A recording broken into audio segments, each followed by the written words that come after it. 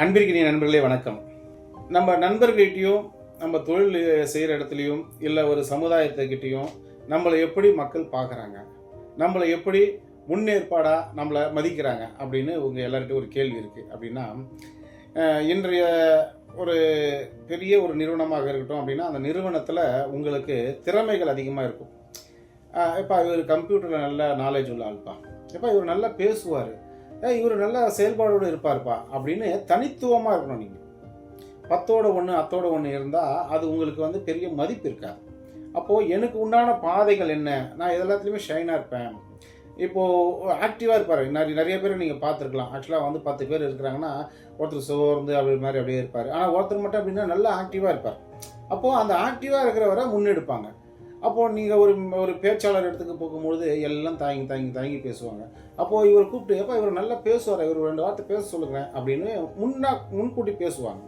அதே மாதிரி வண்டி ஓட்ட சொன்னாலும் சரி. அப்போது நம்ம அடுத்தவங்களுக்கு ஒரு முன் உதாரணமாக இருக்கிறோமா, நம்மளுடைய வாழ்க்கையில் முன்னேற்ற பாதையில் நம்ம போயிட்டு இருக்கோமா அப்படின்னு தனித்துவமாக இருக்கிறோமா அப்படின்னு பாருங்கள். இன்றைக்கி நீங்கள் ஒரு காலேஜுக்கு போகிறீங்க அப்படின்னு பார்த்தீங்கன்னா காலேஜில் ஆயிரக்கணக்கான மாணவர்கள் இருப்பாங்க.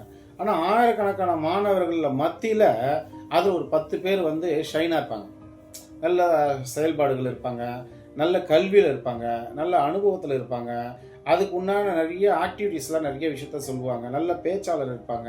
ஏன்னா ஒன்றுலேயே நம்ம பண்ண முடியாது, எல்லாத்துலேயுமே இருப்பாங்க. அப்போ அந்த எல்லாத்துலேயுமே இருக்கும் பொழுது நம்ம அதில் தனித்திறமையாக இருக்கிறோமா, அந்த தனித்திறமையை நம்ம எப்போல்லாம் வளர்த்துக்கிறோமோ நம்ம அடுத்தவங்களுக்கு முன்மாதிரியாக இருப்போம். இப்போ நீங்கள் ஒரு நிறுவனத்துக்கு போகிறீங்க அப்படின்னு பார்த்தீங்கன்னா அந்த நிறுவனத்தில் நீங்கள் ஒரு கிட்டத்தட்ட ஒரு 4 வருஷம் ஒர்க் பண்ணிகிட்ருக்கீங்க. அப்போ 4 வருஷத்தில் ஒர்க் பண்ணும்போது உங்களுடைய நிறுவனர் கூப்பிட்டு பேசுகிறார், எப்பா இந்த வேலையை செஞ்சுருங்க அப்படின்னு சொல்கிறார்.